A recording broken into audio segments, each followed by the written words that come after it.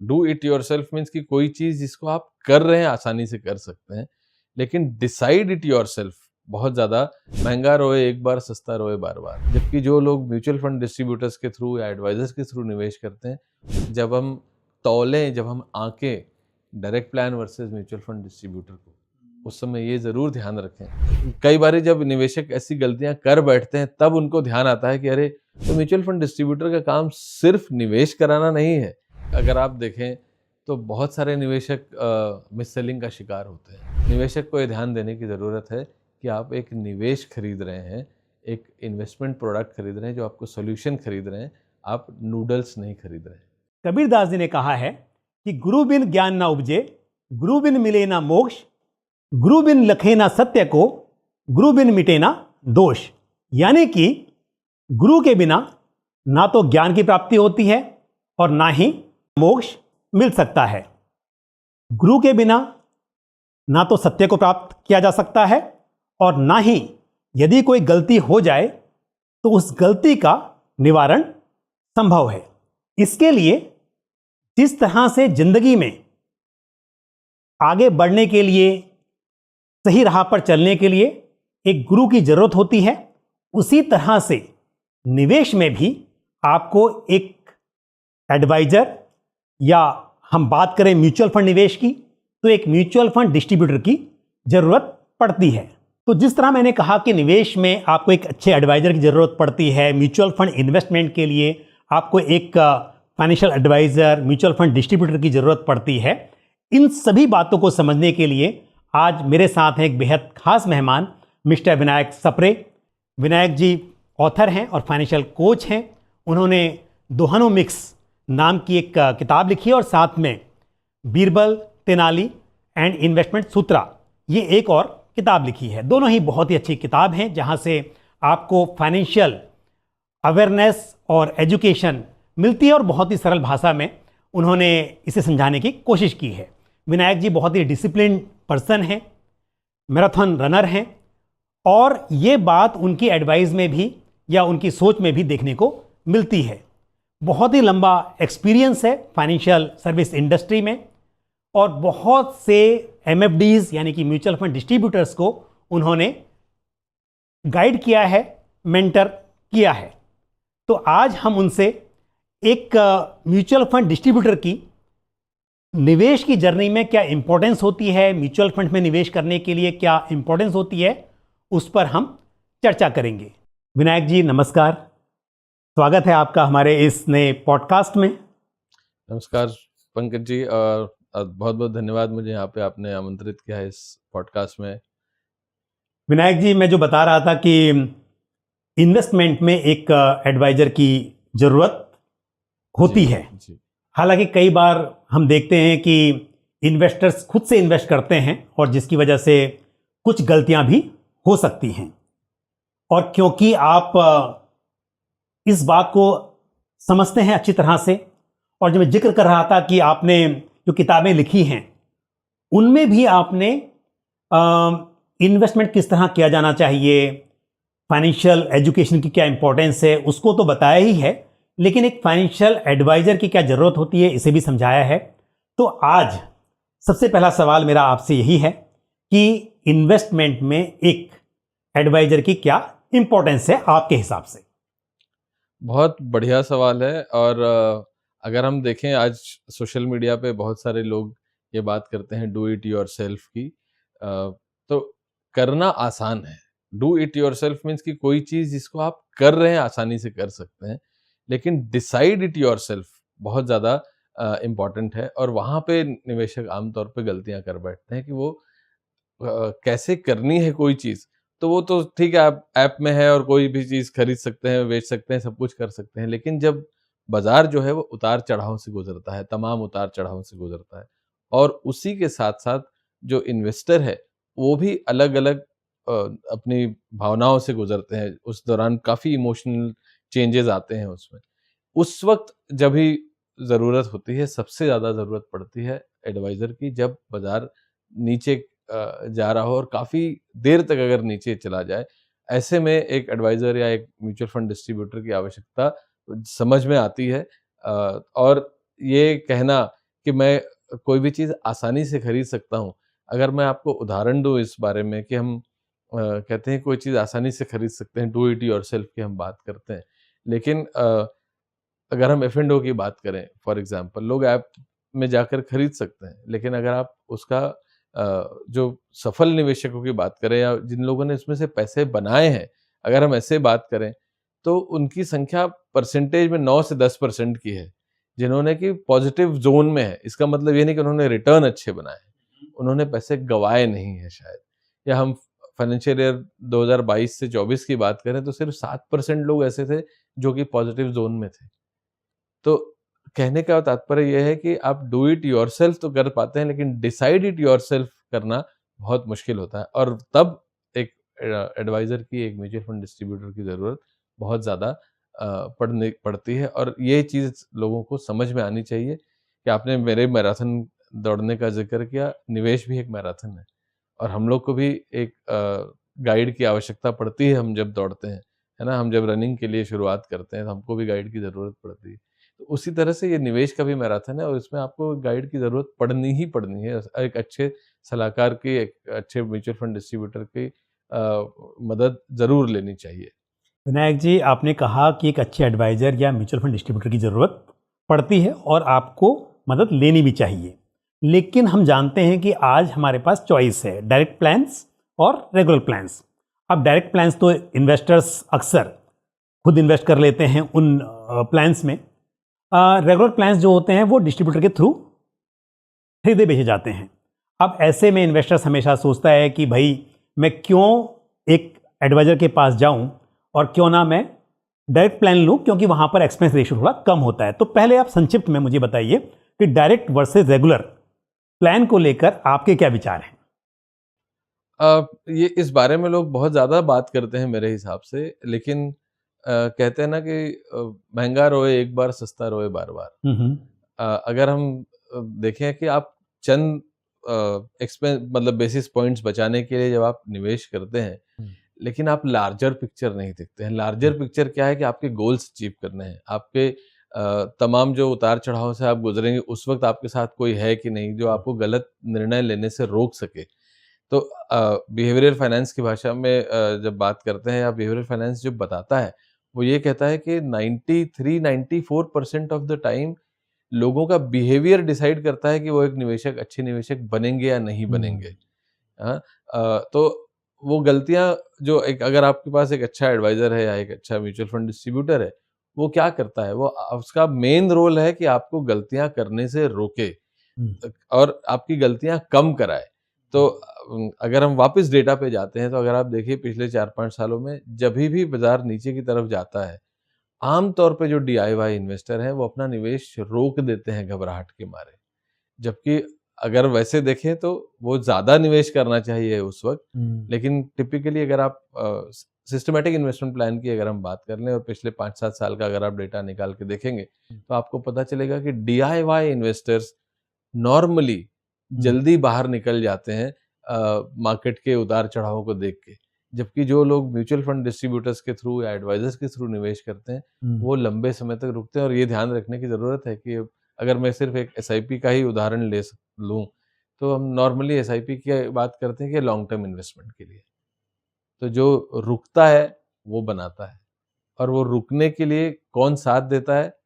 तो उसका mutual fund distributor है, जो उसको हाथ पकड़ के कहता है कि नहीं, घबराने की ज़रूरत नहीं है और मैं आपके साथ हूँ। आप, ये तो उतार-चढ़ाव चलते रहेंगे, हमें अपने उद्देश्यों पे ध्यान देना है। अच्छा विनायक जी, आपने जो मैंने पूछा कि एक्सपेंस जो होता है वो रेगुलर प्लान में थोड़ा ज़्यादा होता है, और आपने इस बात को समझाने की कोशिश की, समझाया कि थोड़ा एक्सपेंस ज़्यादा भी हो तो भी कोई प्रॉब्लम नहीं है। अगर आपको सही एडवाइस मिलती है तो इससे लॉन्ग टर्म में आपका फ़ायदा होगा, भले ही आप थोड़ा सा कॉस्ट ज़्यादा पे कर रहे हों। लेकिन मेरा सवाल एक और भी है, जो अभी आपने कहा कि एक म्यूचुअल फंड डिस्ट्रीब्यूटर या एडवाइज़र की बहुत इंपॉर्टेंस है, तो एक एक करके, क्योंकि आपने बहुत सारी तरह से समझाने की कोशिश की कि बहुत सारी जगह पर एक डिस्ट्रीब्यूटर की इंपॉर्टेंस होती है। तो पहली बात, एक म्यूचुअल फंड स्कीम सेलेक्ट करने में एक म्यूचुअल फंड डिस्ट्रीब्यूटर कितना बड़ा रोल प्ले कर सकता है? तो आमतौर पे देखिए, अगर आप डीआईवाई का वापस मैं अगर कहूँ, और चूँकि मैं इसको सब्सटैंशिएट करना चाहता हूँ अपनी बात को डेटा से, तो अगर आप डेटा भी देखेंगे तो आपको पता चलेगा कि आमतौर पे डीआईवाई इन्वेस्टर जो पास्ट परफॉर्मेंस है उसको देख के निवेश करते हैं। हम्म। क्योंकि विनर्स कीप रोटेटिंग, जैसे कि आज का जो विनर है वो कल का विनर नहीं होगा, वो शायद सेकंड क्वार्टाइल थर्ड क्वार्टाइल में पहुंच जाए। ऐसे में जो म्यूचुअल फंड डिस्ट्रीब्यूटर है वो सिर्फ पास्ट परफॉर्मेंस देख के आपका निवेश नहीं कराता, बल्कि आपके एक तो आपके उद्देश्य क्या है उस पर ध्यान देता है। फिर स्कीम सिलेक्शन करते समय आपकी सूटेबिलिटी क्या है, कि वेदर ये जो आप प्रोडक्ट खरीदने खुद से खरीदते तो क्या आपको रिस्क जो आप ले रहे हैं उसकी ज़रूरत है या नहीं है, उस पर ध्यान देता है। कौन सा प्रोडक्ट आप खरीद रहे हैं जो कि आपके, अगर मान लीजिए शॉर्ट टर्म या मीडियम टर्म की रिक्वायरमेंट है और आप इक्विटी में निवेश कर रहे हैं, तो वहाँ पे आपको रोकने की बात करता है। तो ऐसे कई चीज़ें हैं जो इन्वेस्टर को समझने की ज़रूरत है, और वो एक डू इट योरसेल्फ इन्वेस्टर जो है, वो आमतौर पे उन चीज़ों को नज़रअंदाज कर जाते हैं और पास्ट परफॉर्मेंस पे ज़्यादा फोकस करते हैं। तो मेरा सवाल जो था कि एक स्कीम सिलेक्शन में कितनी इंपॉर्टेंस है वो तो आपने बताया, पर दूसरी बात ये भी है कि कई बार इन्वेस्टर्स को किसी स्कीम में अपनी एसआईपी की बात करें, निवेश की बात करें, रोकने की जरूरत पड़ती है, लेकिन निवेशक नहीं समझ पाता सही समय पर और सही डिसीजन नहीं ले पाता है।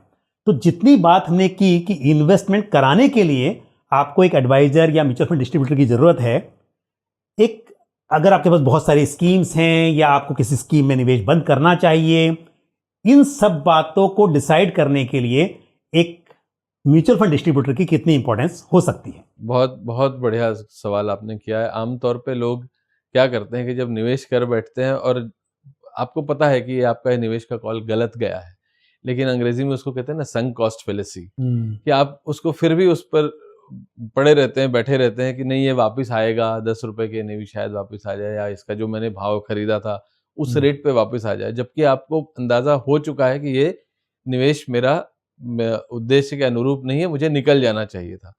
तो वहाँ पे ही वो एडवाइज़र जो है बहुत महत्वपूर्ण रोल अदा करता है, जो म्यूचुअल फंड डिस्ट्रीब्यूटर है वो बहुत महत्वपूर्ण रोल अदा करता है। और कई बारी जब निवेशक ऐसी गलतियाँ कर बैठते हैं तब उनको ध्यान आता है कि अरे! फलाना म्यूचुअल फंड डिस्ट्रीब्यूटर ने मुझे अप्रोच किया था, मुझे उसकी सलाह मान लेनी, उसकी बात सुन लेनी चाहिए थी। तो कबीरदास जी का एक दोहा है, अगर आप मुझे अनुमति दें तो मैं बिल्कुल आपको बिल्कुल। बताऊँ। वो कहते हैं कि साधु ऐसा चाहिए जैसा सूप सुभाए। जब निवेशक ऐसी गलतियाँ कर बैठते हैं, तब उनको समझ में आता है कि मुझे एक अच्छे एडवाइज़र की, एक अच्छे म्यूचुअल फंड डिस्ट्रीब्यूटर की ज़रूरत है। तो किस तरीके के म्यूचुअल फंड डिस्ट्रीब्यूटर की ज़रूरत है? कि साधु ऐसा चाहिए जैसा सूप सुभाए। मुझे एक ऐसे डिस्ट्रीब्यूटर की ज़रूरत है, जो सूप के समान होता है। सूप जिससे कि अनाज छोड़ते हैं, जिसको बोलते हैं ना साफ्टिंग करते हैं अंग्रेजी में। जैसा सूप सुभाए, सार-सार को गही रहे, थूथा देई उड़ाए। जो मेरे काम की चीज़ है, उसको मेरे पोर्टफोलियो में रखे और बाकी चीज़ों से मुझे निजात दिलाए, मुझे छुटकारा दिलाए।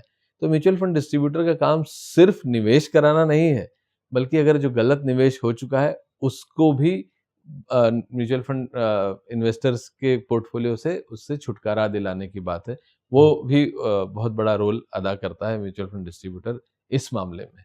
विनायक जी, आज टेक्नोलॉजी के ज़माने में जहां हम मोबाइल फ़ोन से कुछ भी खरीद सकते हैं, और हम यदि बात करें इन्वेस्टमेंट की तो financial non financial transactions easily किए जा सकते हैं। आप म्यूचुअल फंड में इन्वेस्ट कर सकते हैं अपने मोबाइल फ़ोन से या वेबसाइट के जरिए। तो ऐसे में आपके हिसाब से एक म्यूचुअल फंड डिस्ट्रीब्यूटर की क्या इंपॉर्टेंस हो सकती है? सवाल बड़ा बुनियादी है। आज के ज़माने में आप हर चीज़ मोबाइल पे उपलब्ध है, आपका पूरी दुनिया आपके हथेली में है। तो म्यूचुअल फंड क्यों नहीं होगा? तो म्यूचुअल फंड भी है। लेकिन ये सुविधा एक म्यूचुअल फंड डिस्ट्रीब्यूटर भी देता है। तो आप, ये कन्वीनियंस हो गई, जो कि बाकी फिनटेक कंपनीज़ कह लीजिए या डायरेक्ट प्लान ऑफ़र करने वाले भी दे सकते हैं। तो वो कहेंगे कि ये तो हम दे रहे हैं आपको, लेकिन म्यूचुअल फंड डिस्ट्रीब्यूटर की ज़रूरत क्यों है? आप कन्वीनियंस दे रहे हैं। लेकिन जो 2 दूसरी चीज़ें हैं, जो कि ट्रस्ट और कॉम्पिटेंसी, मैं हमेशा कहता हूँ म्यूचुअल फंड डिस्ट्रीब्यूटर के पास 3 चीज़ें होती हैं, एक नहीं होती। कॉम्पिटेंसी, कि वो काबिलियत है कि वो आप अपने निवेशक के साथ कैसे न्याय कर सकता है, उसको कौन से अच्छे प्रोडक्ट दे सकता है, कैसे गोल प्लानिंग कर सकता है, कैसे बुरे वक्त में उसके साथ खड़ा रह सकता है। दूसरा है ट्रस्ट, कॉम्पिटेंसी, ट्रस्ट।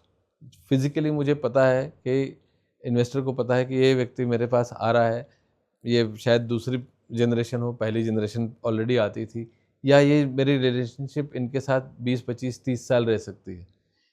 जो डायरेक्ट के प्लेटफॉर्म है वो आज है, कल शायद बिक जाए, परसों आज है, कल नहीं है, परसों दूसरे कोई नया आ जाए, तो ये स्विच होता रहेगा। लेकिन आपके यहाँ जो म्यूचुअल फंड डिस्ट्रीब्यूटर आ रहा है वो आज भी आ रहा है, अगले 5 साल भी आएगा, अगले 10 साल भी आएगा, हो सकता है उसकी अगली पीढ़ी भी आए।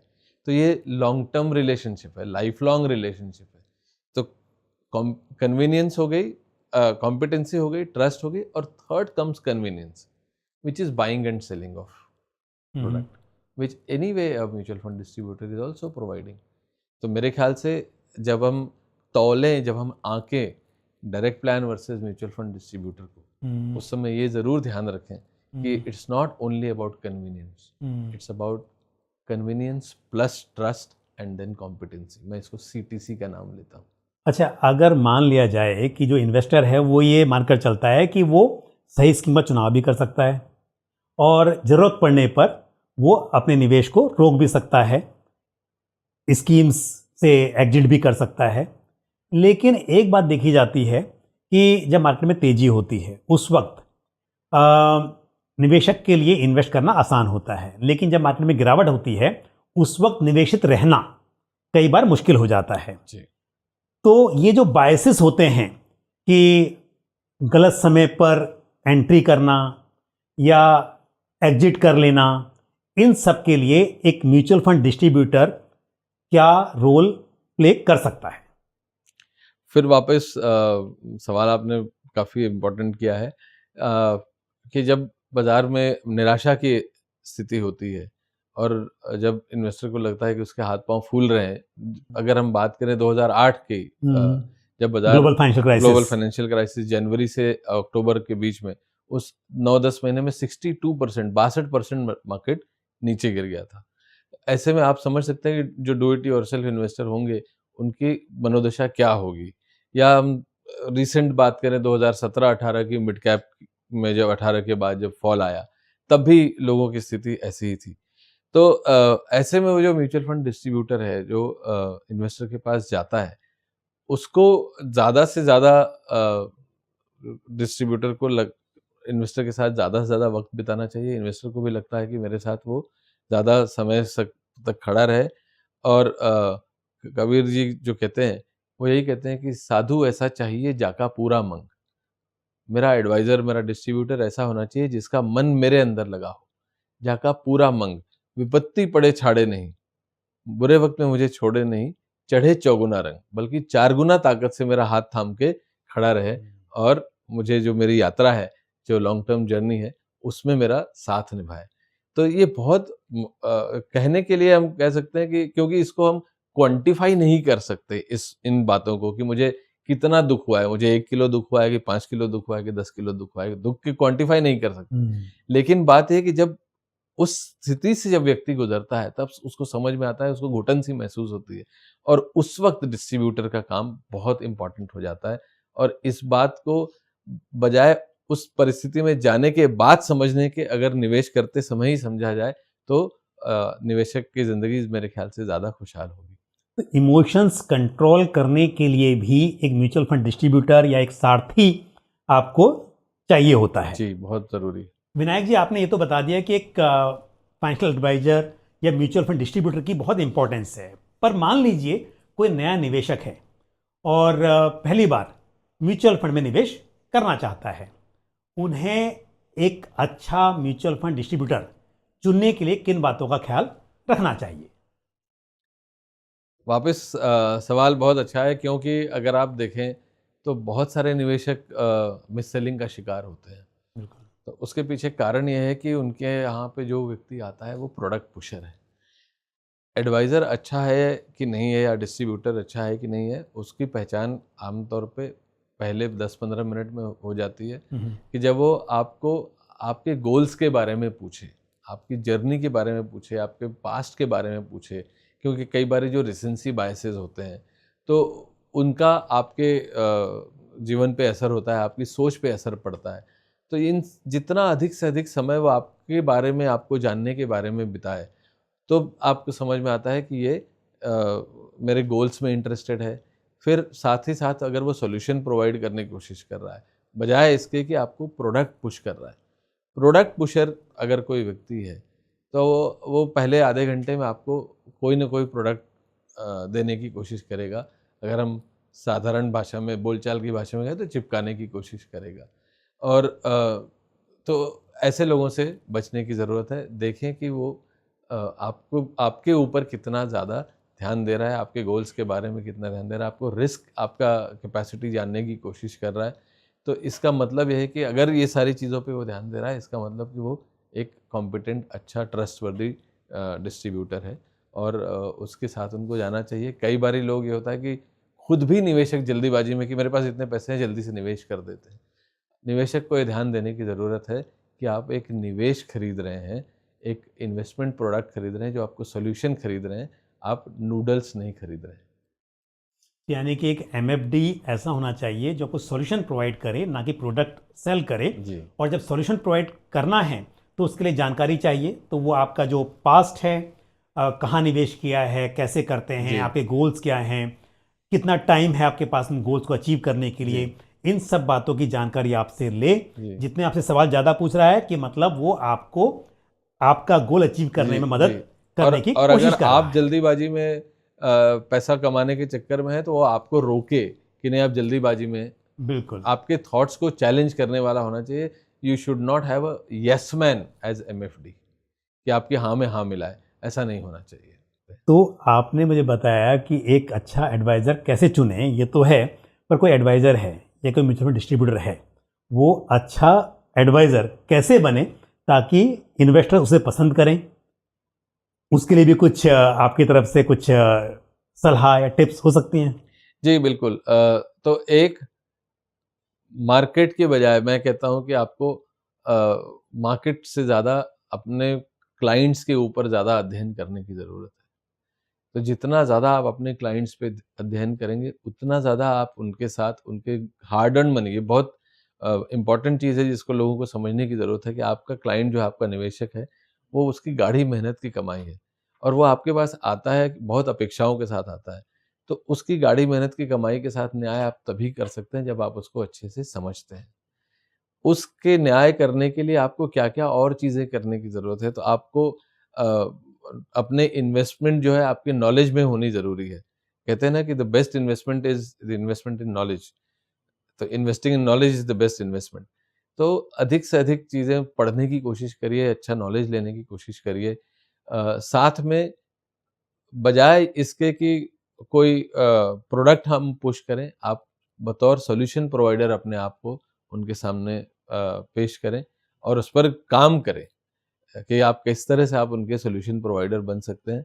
साथ ही साथ उनके जीवन में आप खुशियाँ कैसे ला सकते हैं। तो मैं हमेशा कहता हूँ कि आप बजाय बजाय एक फाइनेंशियल प्लानर बनने के, आप फाइनेंशियल लाइफ प्लानर बन सकते हैं। तो आप उनकी लाइफ प्लानिंग कर सकते हैं, उनके जीवन में खुशियाँ ला सकते हैं।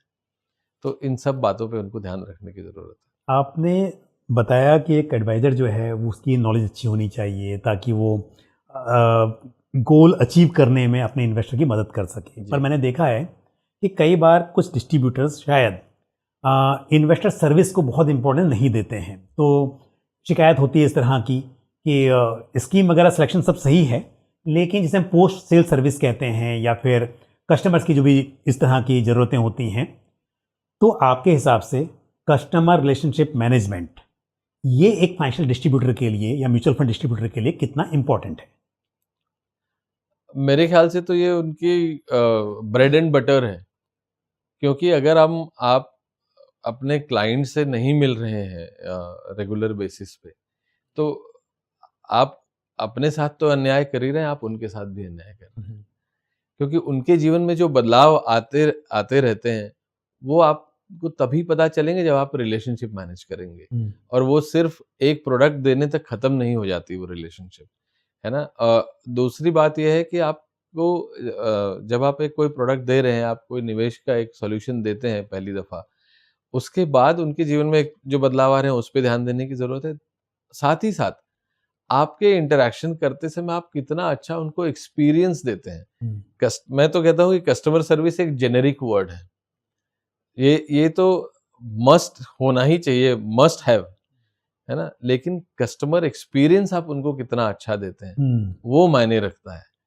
तो कस्टमर सर्विस तो इट इज़ गिवन कि आपको करना ही करना है, लेकिन कस्टमर एक्सपीरियंस आप उनको कितना अच्छा देते हैं, उनकी अगली पीढ़ी के बारे में आपके क्या विचार है, उनके साथ आप उनके साझा करते हैं कि नहीं, उनके बच्चों के शिक्षण के बारे में बात कर सकते हैं। बहुत सारी चीज़ें हैं जो उनके साथ आप रेगुलर बेसिस पे बात कर सकते हैं, बजाय कि ज़रूरत से ज़्यादा आप मार्केट पे फोकस करें।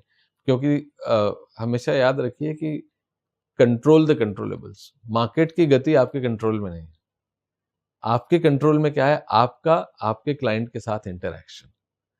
उसको, और जैसा कि मैंने कहा, हर एक क्लाइंट अलग-अलग किस्म का होता है, तो जितनी ज़्यादा मेहनत आप हर एक क्लाइंट पे करेंगे, उसको जानने के लिए करेंगे, तभी भी आप अपने प्रोफ़ेशन के साथ भी न्याय कर सकते हैं और अपने क्लाइंट्स के साथ भी न्याय कर पाएँगे। अच्छा, आप कहते हैं कि एक सही स्कीम चुनने के लिए, गोल्स को अचीव करने के लिए किस तरह का निवेश करना चाहिए, इन सब के लिए भी आपको एडवाइज़र की ज़रूरत पड़ती है। लेकिन आज के एआई के ज़माने में, जहाँ पर हम सिर्फ बात करें कैलकुलेशन की, वो तो पहले से भी संभव था, लेकिन अब आपका एआई के जरिए आपको कई आंसर्स भी मिल जाते हैं आपके सवालों के। तो कई निवेशकों को ऐसा लग रहा है कि शायद जो एडवाइस वो अपने एडवाइजर से लेते हैं या म्यूचुअल फंड डिस्ट्रीब्यूटर से लेते हैं, वो उन्हें आर्टिफिशियल इंटेलिजेंस यानी कि एआई के जरिए मिल सकती है। तो इस पर आपका क्या कहना है? बड़ा इंटरेस्टिंग क्वेश्चन है। इनफैक्ट मैंने कुछ दिन पहले एआई से पूछा कि who all are not replaceable, who all profession, which all professions are not replaceable। उसमें से एक जवाब फाइनेंशियल एडवाइजर था। अच्छा। कि कुछ चीजें ऐसी हैं जो हम नहीं कर सकते, वो दे आर नॉट कॉम्पिटेंट। तो एआई खुद भी कहता है कि ये चीजें, क्योंकि पर्सनल फाइनेंस है, मरीज अलग, इलाज अलग। अगर हम अगर हम बात करें म्यूचुअल फंड डिस्ट्रीब्यूटर एक फाइनेंशियल डॉक्टर है और वो मरीज है, कहने का मतलब है कि अगर जब आप, it is so personal in nature कि हर एक व्यक्ति, और उसमें भी और मजेदार बात होती है कि आज जो आपका निवेशक है, जो आप जिस तरह से आपसे बात कर रहा है, आपको बताता है, परिस्थितियां बदलती हैं तो उसका बिहेवियर थोड़ा चेंज हो जाता है, क्योंकि हालात बदलते हैं। ऐसे में कोई मशीन वहां पे खड़े होकर काम नहीं कर सकती, वहां पे जो व्यक्ति है वही काम आ सकता है, और अगर वो काबिल व्यक्ति है तो वो निश्चित ही ज़्यादा उसकी हेल्प कर सकता है बजाय किसी मशीन के। विनायक जी, आपने आज समय निकाला और ये बताया कि एक फाइनेंशियल एडवाइज़र या एमएफडी की क्या इम्पोर्टेंस है। साथ में आपने ये भी बताया कि निवेशक को एक अच्छा एडवाइज़र चुनने के लिए किन बातों का ख्याल रखना चाहिए। और सबसे बड़ी बात यह है कि यदि हमारा ये शो कुछ एमएफडीज़ देख रहे हों तो उनको भी बात समझ में आएगी कि एक अच्छा एमएफडी बनने के लिए उन्हें क्या करना है। तो मुझे लगता है कि जो चर्चा हमने की है बहुत ही अच्छी रही। धन्यवाद आपका। बहुत बहुत धन्यवाद, बहुत शुक्रिया, आपने मुझे यहाँ पे आमंत्रित किया, इसके लिए थैंक यू। तो हमने आज विनायक सप्रे जी से बहुत विस्तार से बात की और मुझे उम्मीद है ये जानकारी जो उन्होंने आज शेयर की हमारे साथ वो आपको पसंद आई होगी। आपका कोई भी सवाल या सुझाव हो तो आप कमेंट बॉक्स में पोस्ट कर सकते हैं। आज के लिए बस इतना ही। मुझे दीजिए इजाजत। अगले एपिसोड में फिर किसी इंपॉर्टेंट टॉपिक के साथ आपसे मुलाकात होगी। नमस्कार। Mutual fund investments are subject to market risks. Read all scheme-related documents carefully.